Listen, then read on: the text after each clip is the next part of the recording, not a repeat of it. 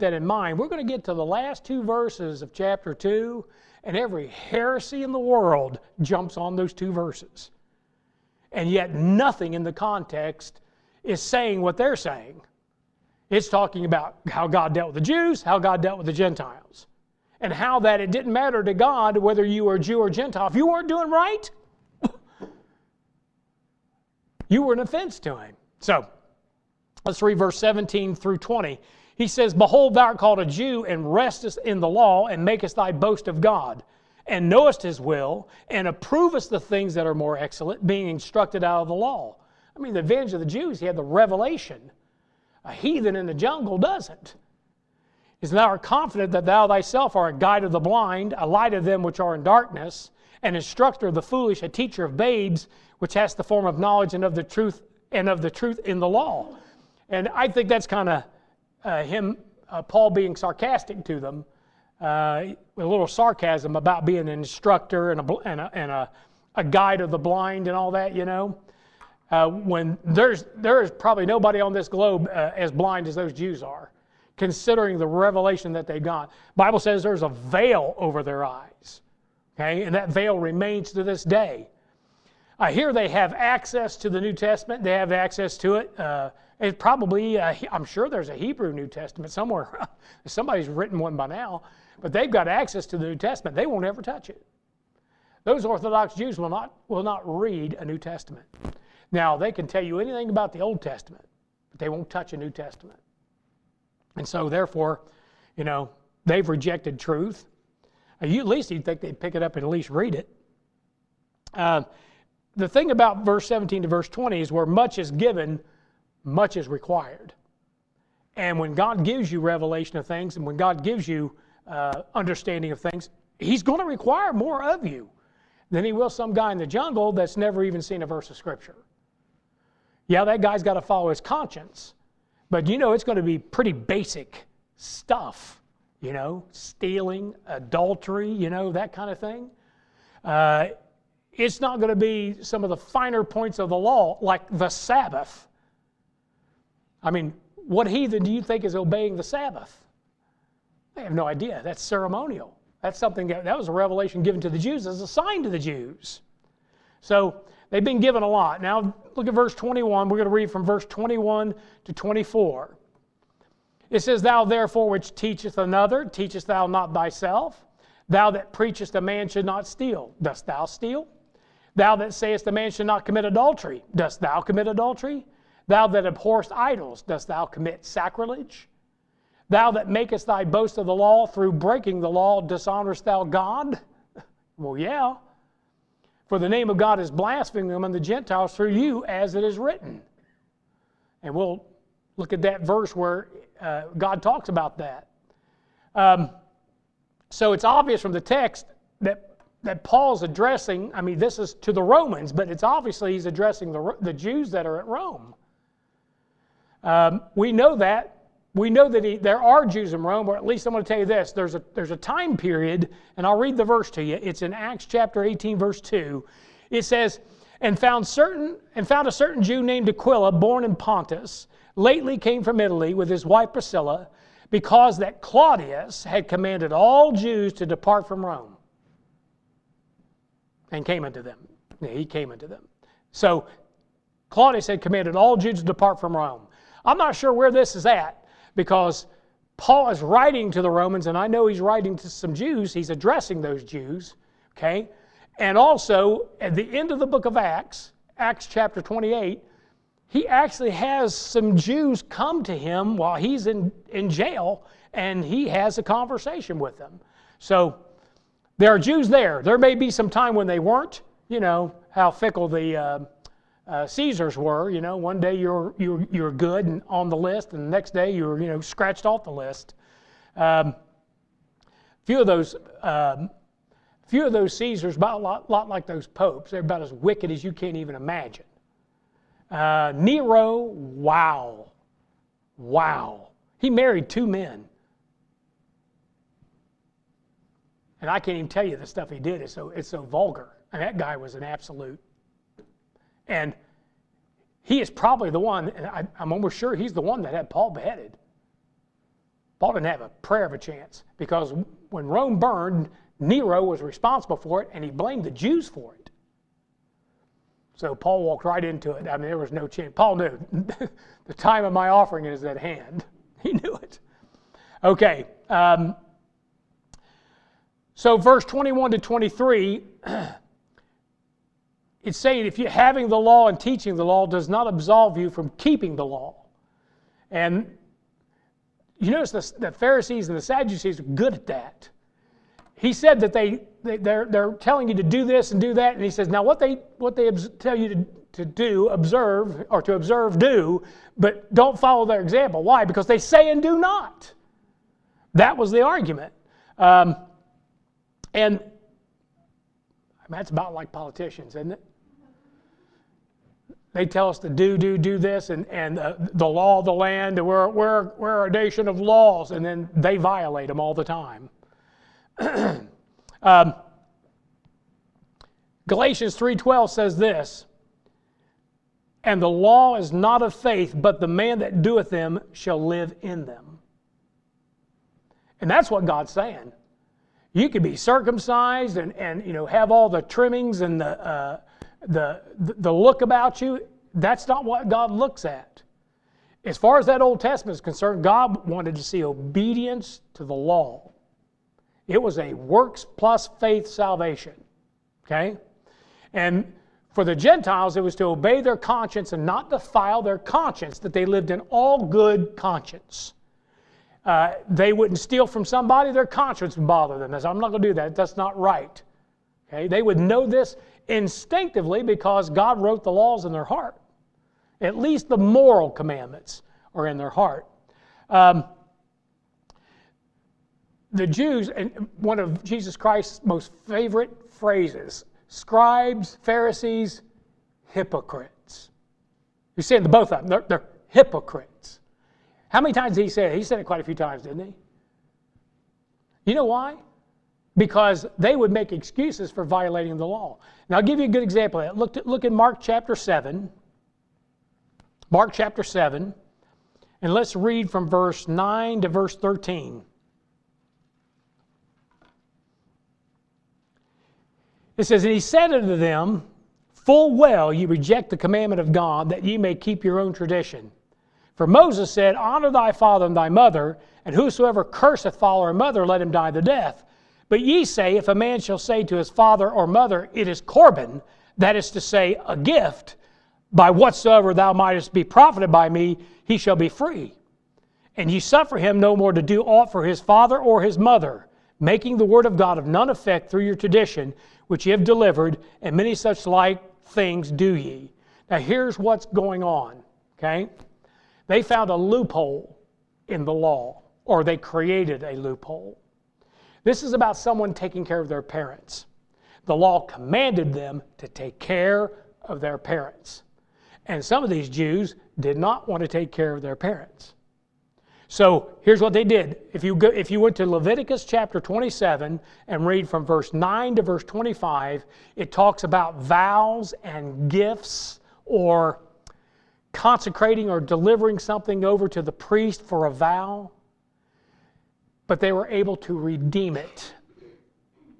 So let's say they gave an ox, okay? And they made a vow and they gave this ox, and the priest had this ox, and then the Jew came back and said, oh man, I really need that ox. I will give you, I want to redeem that ox. He only had to pay the 20% over the value of that ox. 20%. So the priest would give him back his vow or whatever he had bestowed to them. He would give it back to him. And all the guy would have to pay is 20% of the worth of that animal. Well, that's a far cry from what it would take to support your parents. So here's what the Jews did. They took their money and they gave it to the priest. They said, it's Corban, it's a gift. By what thou mayest have profited from me, I gave it as a gift. I felt God wanted me to do that. Then when the parents passed off the scene, they'd go back to the priest and redeem it, 20% less back into their hand. Now, I know, I'm like you. I'm like, who does that to their parents? Who does that? But that's what he's talking about. If you read it closer, or just read it very slowly, you'll see that's exactly what he's saying. So, it says, and you suffer him no more to do aught for his father or his mother. Because he said, I gave all the money to the priest. Then after they're dead, goes, I need to redeem that money. And he said, well, and the priest is in on it. Sure, gives you back 80%. The priest keeps 20. Everybody's happy except the parents. They've probably starved to death. You know that just because something's legal doesn't mean it's right. You do understand that, right? Especially in America, you should understand that now. I used to think if it was the law, then it was right. No. You can steal an election without breaking a law. Did you know that?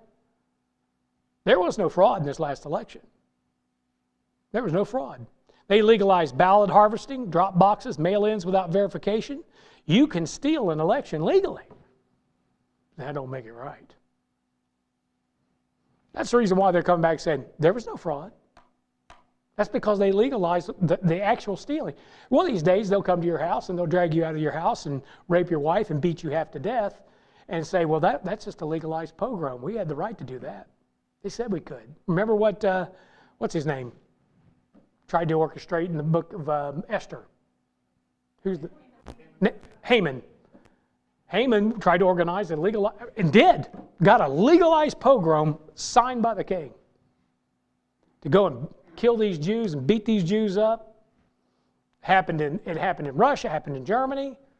It's happened a lot of different places. Well, one of these days it'll be a legalized pogrom on you. It'll be legal. Ain't nothing wrong with it, right? Notice that he mentions in that text there from verse 21 and 22, stealing, adultery, and sacrilege. Okay? I don't think there's any, I think any time the Bible mentions something, there's a reason for it. Now, I can't necessarily give you the exact reason, but there's 3 people that come to mind, one for each one of those sins. Now, as far as stealing goes, well, probably the one that pops up in my mind first would be that Jacob stole the blessing from Esau. I mean, you could say, Achan stole a wedge of gold and a Babylonish garment. Rachel stole idols from her father. I don't know how that goes. But if there's one thing, Jacob did steal the blessing from Esau. David did commit adultery. And Daniel did commit sacrilege. He allowed Nebuchadnezzar to burn incense unto him and bow down to him. I guess that just shows you that there's a very poor, even among the greats in the Bible, there's a very poor record of those. It's a very poor record of those who were given the oracles of God. Revelation. I mean, did they know God's name? Well, yeah.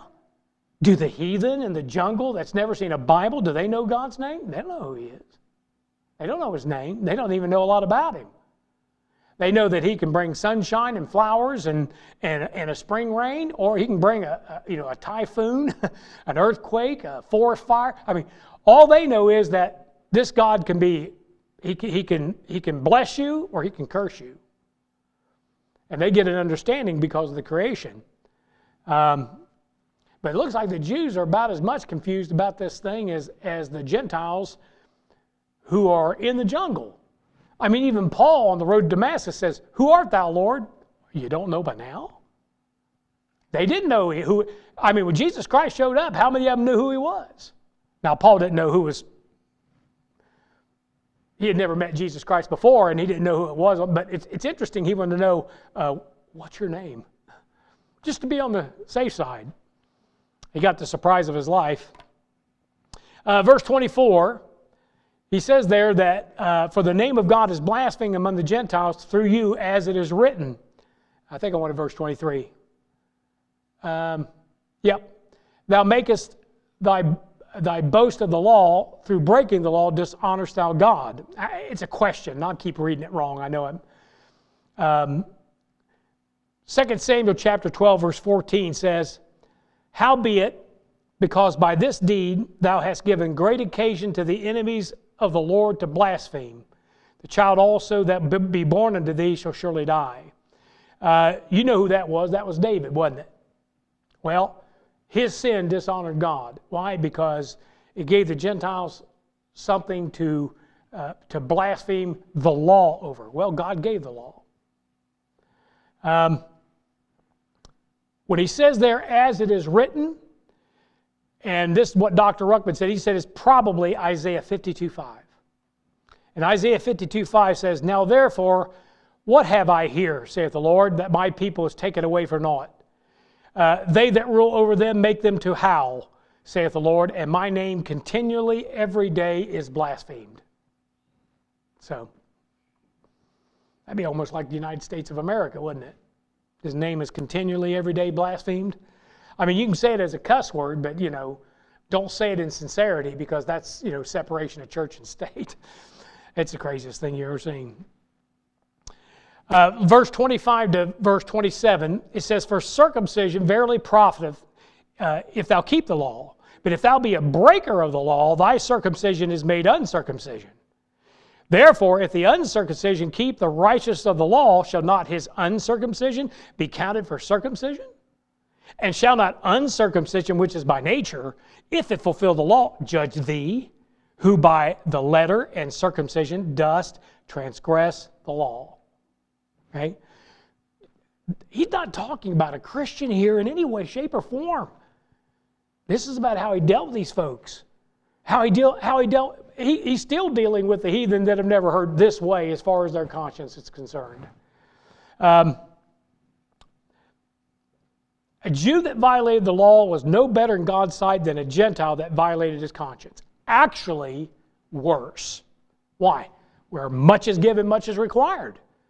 Here's the situation. It's like for a Christian, if the world lives a life of debauchery, well, they're lost. But when you do it, people die and go to hell because of it. They see that example, and then that shuts down the witness. When the Jew violates a supernatural revelation given in writing, by Moses, when they violate that supernatural writing, the Gentiles blaspheme. They say, look at them Jews. That violation caused the Gentiles to blaspheme the law, which is God's revelation. Now I'm going to give you some examples of that. And right off the bat, you'll say, oh yeah. How about the Jewish international bankers? The Rothschilds, the Schiffs, the Warburgs, the Morgans, the Vanderbilts, or the Morgans, J.P. Morgan and that bunch of Jews, running the banking system, and they're backing wars. You could have Jewish banks backing both sides, because they can't lose in a war. You know that, right? Whoever wins the war has to pick up the debt of the other country they just conquered. So the bankers never lose in a war. They're happy about it. And they're Jews. Okay, Nazi Germany backed by, sure, Jewish bankers. While they have concentration camps full of Jews that they're exterminating, they're literally backing the German war machine. The bankers are backing them. I think that might have been the Warburgs. There's a few different names there they're all connected. They're all connected. How about, and of course, these Jewish bankers, they know how to steal. There's your stealing. How about Jews who own and manipulate the media? I think they just about own all the media in America. And that media is used to manipulate. How about the Hollywood Jews who promote debauchery? You got to find out what their real name is, Might be Bob now, but it was some other name. I don't know. I'm trying to think of a Jewish name now. I can't think of one. Jacob.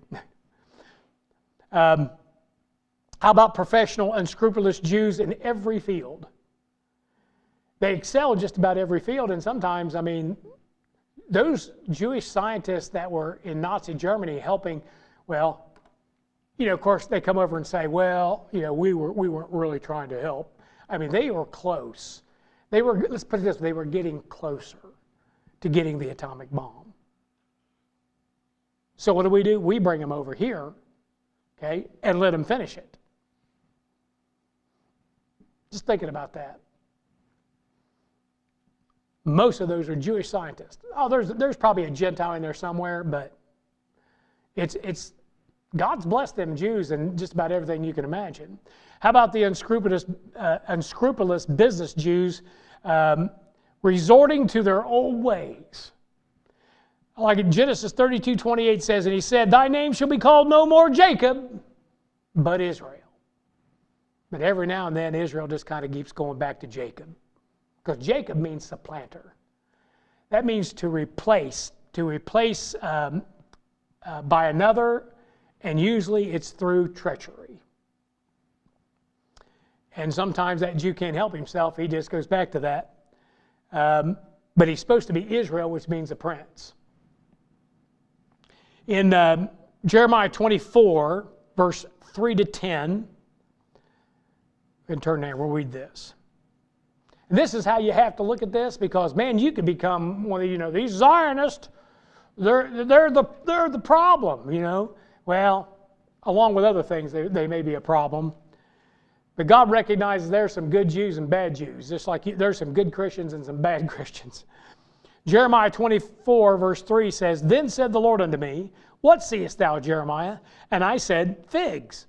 The good figs, very good, and the evil, very evil. That cannot be eaten, they are so evil." Well, you know the fig tree, who that pictures, right? Okay. "Again, the word of the Lord came unto me, saying, Thus saith the Lord, the God of Israel, Like those good figs, so will I acknowledge them that are carried away captive of Judah, whom I have sent out of this place into the land of the Chaldeans for their good. For I will set mine eyes upon them for good, and I will bring them again to the land, and will build them and not pull them down, and I will plant them and not pluck them up." So the ones that are doing the right thing, that are trying to follow the law, God has said, I'm going to keep my eye on them, I'm going to bless them, I'm going to bring them back into the land. "And I will give them a heart to know me, that I am the Lord, and they shall be my people, and I will be their God, for they shall return unto me with their whole heart." Now, some of this is going to be prophetical of the tribulation when they turn. "And as the evil figs, which cannot be eaten, they are so evil. Surely thus saith the Lord, so will I give Zedekiah the king of Judah and his princes, and the residue of Jerusalem that remain in this land, and them that dwell in the land of Egypt, and I will deliver them to be removed into all kingdoms of the earth for their hurt, to be a reproach and a proverb and a taunt and a curse in all places whither I shall drive them." Is that not so? Even in America. It's crazy. I think there's very few places in the world where they haven't been persecuted, where they haven't been maligned. And some of it is deserved. Some of it is deserved. But keep your hand off that Jew. Just don't do it. You can recognize there are evil Jews. There's some evil figs out there. And you can recognize that. Okay? When I see one that, what's that one guy, Soros? That's an evil fig. I mean, they should have evil fig in his face in the dictionary, because he tries to destroy countries. He'll destroy this one if you give him a chance. Okay. Verse 10, he said, I'll send the sword and the famine and the pestilence among them till they be consumed from off the land that I gave of them to their fathers. That's the ones that aren't following. You know what? Their circumcision has made them uncircumcision. Why? It's the heart that's not circumcised. Philippians 3:2 says this, "Beware of dogs, beware of evil workers, beware of the concision." The New Testament, the Pauline epistles, in the church age, warned you to beware of the circumcision. That's what the concision is. Why? There's some evil figs. And you've got to be aware of that. And where the Jew uses that circumcision like, I'm circumcised, and they use that as kind of like their badge, okay? But all it was a sign, maybe an emblem of something, but it didn't mean anything when it came to their own personal righteousness. And look in Genesis 17, verse 1.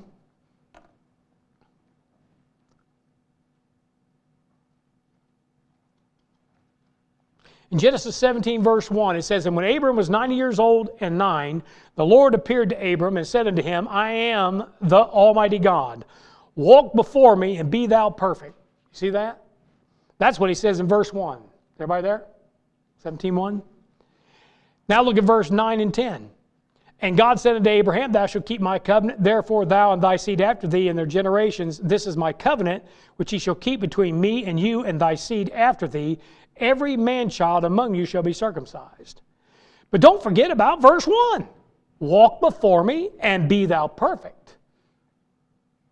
That's what God expects out of them Jews. Now, nationally, we know that what He's promised Israel. But that doesn't mean that individually you'll make it. We understand nationally, He's chose the nation. No doubt about it. Getting ahead of myself here. 1 Corinthians 7:19 says this, "Circumcision is nothing, and uncircumcision is nothing, but the keeping of the commandments of God." That's what mattered to God. A cutting away of the flesh on the outside was to reflect what was on the inside, a circumcised heart. And if it didn't match, God said that heart inside is uncircumcised. Doesn't matter whether the man was circumcised or not. And yet that guy in the jungle that is obeying his conscience and following what he believes to be the right thing according to his conscience, God says that man may be uncircumcised in flesh, but he's circumcised in heart. Okay? God is no respecter of persons. So the heart that does not follow the lust of the flesh, but the laws of God, I'm not reading that right. Yeah. Cutting away the flesh on the outside was to reflect what was on the inside, a circumcised heart, a heart that does not follow the lust of the flesh, but the laws of God. Deuteronomy 10:16 says, "Circumcise therefore the foreskin of your heart, and be no more stiff-necked." You see, God wasn't just looking on the outside, He was looking on the heart. That's what He wanted to see. Okay, it's a cutting away of the flesh, right? That's what circumcision was. That's what your circumcision did. It cutting away the body of the sins of the flesh. Why? God doesn't want that to have the, what's the word I'm looking for? He doesn't want that to have the control of you anymore. He doesn't want you to be a servant to that flesh anymore. And that physical circumcision was to picture somebody in the heart that was, they were going to control themselves to obey the laws of God, not just follow their flesh. But it didn't work out that way. Jeremiah 9, verse 25 and 26, it says, "Behold, the days come, saith the Lord, that I will punish all them that are circumcised with the uncircumcised." So it didn't gain him anything by being circumcision is nothing if the heart's not circumcised.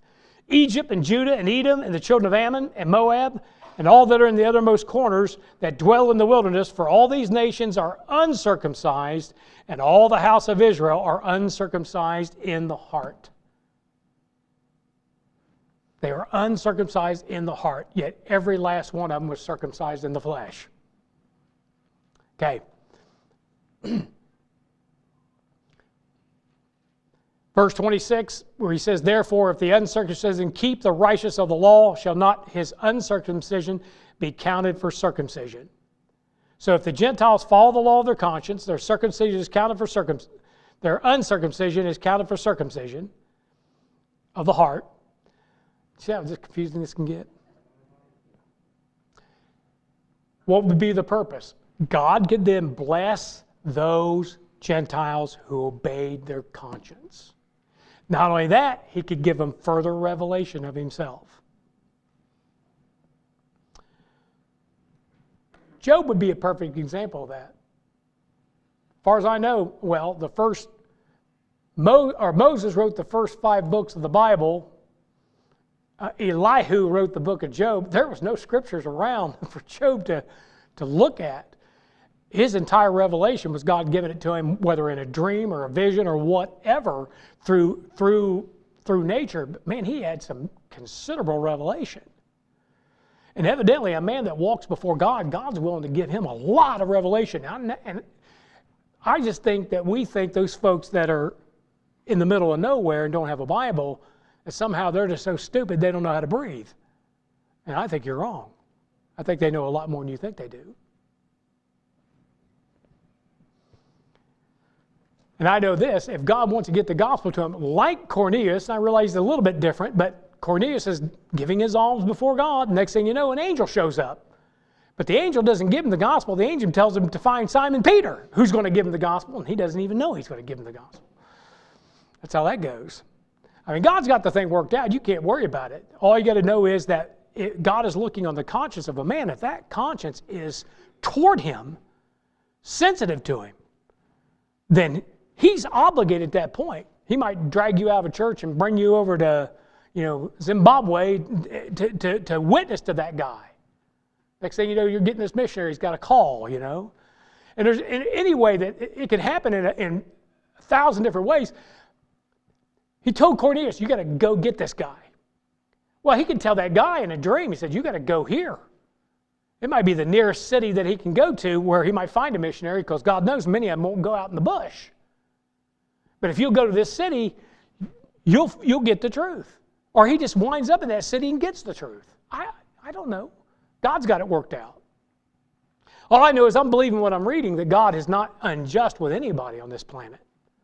And the ones who get the greater revelation, like you and I,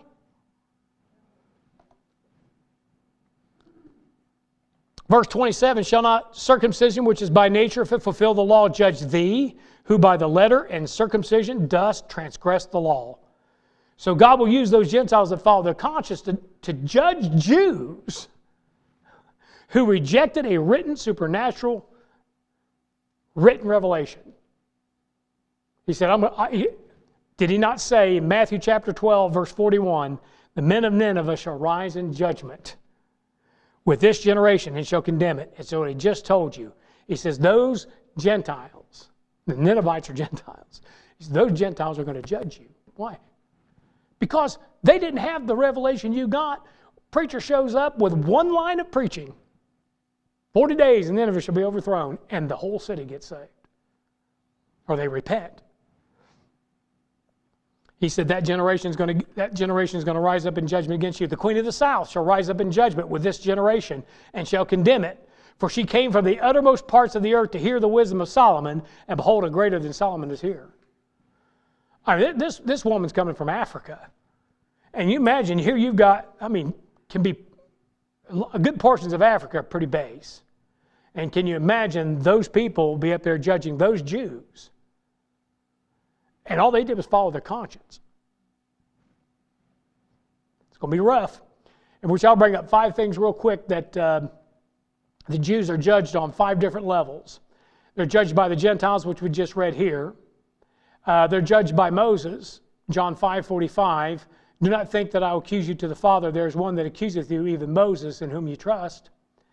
They're going to be judged by Abraham, John 8, verse 39 to 40. They answered, said unto him, Abraham our father, Abraham is our father. Jesus saith unto them, if you were Abraham's children, you would do the works of Abraham. But now you seek to kill me, a man that hath told you the truth, which I have of God. This did not Abraham. So Abraham stands in judgment against him. They'll be judged by the Scriptures. John 12:48, he that rejecteth me receiveth not my words, hath one that judgeth him, the word that I've spoken. The same shall judge him in the last day. And then they're judged by their own mouth. Matthew 12:37, for by thy word shalt thou be justified, by thy word shalt thou be condemned. When those Jews said, his blood be upon us and upon our children. Now I've rushed through all that so that I could address these last 2 verses, okay? Verse 28 and 29. For he is not a Jew which is one outwardly, neither is that circumcision which is outward in the flesh, but he is a Jew which is one inwardly, and circumcision is that of the heart in the spirit and not in the letter, whose praise is not of men but of God. Now, if you've gone through both these chapters with me, you can kind of see that is exactly what the context is telling you, but not what you think, or not what others might think or have told you, okay? These 2 verses have been adopted by every heretical group out there, and including a bunch of denominations. Reformed, Lutheran, Presbyterian, Episcopalian, then you got your JWs, your Seventh Days, you got your Mormons, your Church of Christ, and your Catholics. And we understand it as replacement theology or British Israelism, whatever name you want to call it. And it is taking those things, those promises that were given to the Jew and stealing them and giving them to the Gentiles, or to the Christians, if you will. Okay? So let me give you 4 good reasons why that's not so. Number 1, the context, which we've been reading. The context is not about a Christian becoming a spiritual Jew. The Christian's not even in the context of chapters 1 and 2. It says the Jew God blessed and recognized as a Jew of promise were those with a sincere heart toward God. You know what I mean by that? Okay. Achan, was he a Jew of promise? I mean, is he going to have land and dwell in Israel forever? No, he was cursed, right? Was he a Jew? Yeah. Okay. Matthew 8, verse 11 and 12 says this, "And I say unto you that many shall come from the east and west and shall sit down with Abraham and Isaac and Jacob in the kingdom of heaven, but the children of the kingdom shall be cast out into outer darkness. There shall be weeping and gnashing of teeth." He's telling you that these Gentiles are going to be coming into the land, enjoying the kingdom, sitting down with Abraham, Isaac, and Jacob. "Hey, Abraham, how's it going? Finally get to meet you. My name is Boozoo Wah Wah, from Timbuktu, But where are the children of the kingdom? You're looking at an entire generation that Christ went to, and he said that fig tree is dead. Many of them perished. Now, there were some that believed, but many of them perished. So, the Jew God blessed and recognized as a Jew of promise were those with a sincere heart toward God. That's why he says, they are not a Jew which is one outwardly, that's circumcision, but inwardly, that heart. That's what God's looking at. The other thing is that Old Testament circumcision was an act of the will. Even living right is an act of the will. And that was what was required of them. But New Testament circumcision is not an act of man's will. It is a result of the new birth. Right? John 1:12 says, "To as many as receive him, to them gave he power to become the sons of God, even to them which believe on his name, which were born not of blood, nor of the will of the flesh, nor of the will of man, but of God." Okay? Your circumcision was brought about because God brought that thing about because of the new birth. So, I'm just going to ask you a couple questions now. How many of you in here are a physical Jew of the line of Abraham, Isaac, and Jacob? Do we have any? Okay. All right. How many of you are a spiritual Jew? Okay. All right. We got one. Let's test him and see. Huh? Oh, no, I'm just going to ask you some questions here. Galatians 3:27-29 says, "For as many as you have been baptized into Christ have put on Christ. There is neither Jew nor Greek. There's neither bond nor free. There's neither male or female, for you're all one in Christ Jesus." Now, physically, you just said you weren't Jews. And spiritually, the Bible just told you that you're not a Jew. So how then are you a spiritual Jew? That's my question. Maybe I just can't figure it out. It says, "But if you be Christ," hold it now. Here, another zinger. "And if you be Christ, then are ye Abraham's seed and heirs according to the promise." So we're connected to Abraham's seed through Christ. You say, see? And I thought about that. I said, well, what about that, Lord? But you say, now, I'm the church of God. I'm not a Jew and I'm not a Gentile. As far as God's concerned, I'm the church of God. Part of the church, the body of Christ. But then I went over there and I found this verse over in Romans chapter 4. And I'll just throw it up at you. Romans chapter 4, verse 11 and 12. And it's talking about Abraham. And this is what it said. It says, "And he received the sign of circumcision a seal of the righteousness of the faith which he had yet being uncircumcised. Did you know that Abraham was saved before he was ever circumcised? But look what it says, that he might be the father of all them that believe. Now see, I am a member of Christ's body. That's why I'm neither Jew nor Greek, whatever. I'm just a member of the body, okay? Now, in the flesh, I'm a Gentile, and I can still say, because I'm a saved Gentile, my father's Abraham. Why? It says that he might be the father of all them that believe, though they be not circumcised, it said, that righteousness might be imputed unto them also.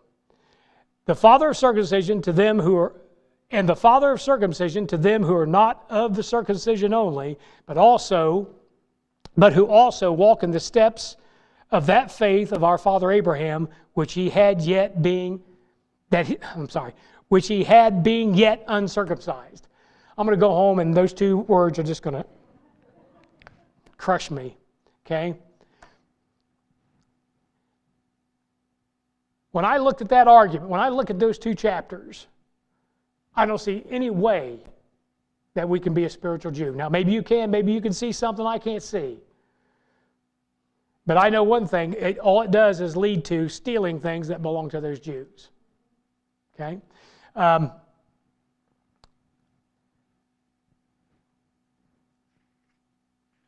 Yeah. When I look at what's happening today with this replacement theology and just replacement theology, it is just spreading like wildfire. And it's teaching postmillennialism, it's teaching a lot of Calvinism. All this stuff is no good. No good. So, at one time, if you'd asked me, if I just read those two verses, don't read any of the context, I kind of come up with, yeah, I'm circumcised. Spiritually. But that was something God did for me in the new birth. I don't know if I can make that connection when he's talking about what he recognizes as a Jew, a spiritual Jew, a real Jew, a Jew of promise. Because the ones that aren't following with their heart don't make it. That make sense? Okay. I mean, we're not going to throw you out of the church if you believe you're a spiritual Jew. You go right ahead. From what I've read, just from study of these two chapters and the other verses that go along with it, I'm not really seeing how I'm that. You say, what am I? I'm part of Christ's body, a member. Okay? Whether I'm a big toe or a little toe or a member in particular. Huh? What'd somebody say? A what? What? And maybe you're a bunion. Okay, yeah.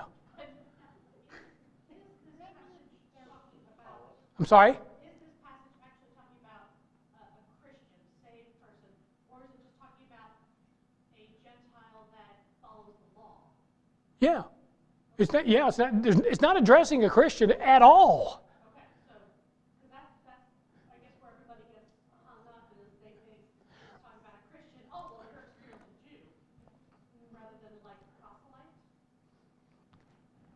He's contrasting the two, one that has revelation, one that doesn't, and it's laying out how God dealt with everyone under the Old Testament. And in some ways, still dealing in some fashion, except now, instead of just them following the law and obedience to the law, where will the law bring them? What's the end of the law? Jesus Christ. He is the end of the law for righteousness. So, technically, you should tell someone that doesn't believe the gospel, doesn't believe in Jesus Christ, you tell them to follow the law to the letter, and it will bring them right to Jesus Christ. Because they'll fail. They're going to fail. So physical circumcision of the Jew is supposed to depict the inward circumcision of the heart the same way water baptism is supposed to depict what happened to us when we got saved. Oh, yeah, there you go. Yeah. And it's really, if there's no testimony behind that, it's really nothing. You just got wet. So you're not a Jew if you're not circumcised in your heart, just like you're not saved just Right. Yep. Yep. I mean, they were having to keep the law. And that's what he's talking about, keeping the commandments and stuff. Now we're going to move on. I mean, obviously we're moving away from that and as we go through the book of Romans, but he's laying it out for you there because what does he start with? He starts with the creation. And God revealing himself through the creation. And then how God dealt with them, and you know, it's more of a progression.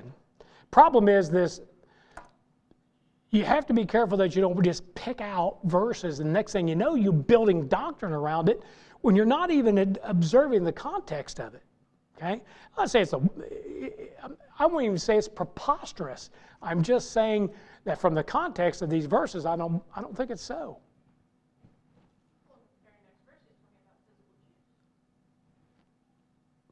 In yeah, you're right. Chapter 3, verse 1.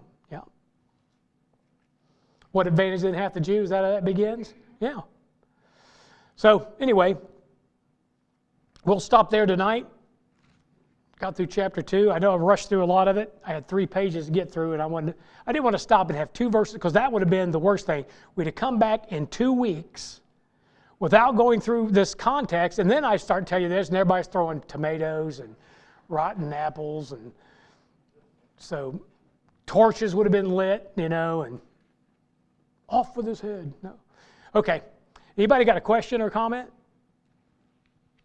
No? Go ahead.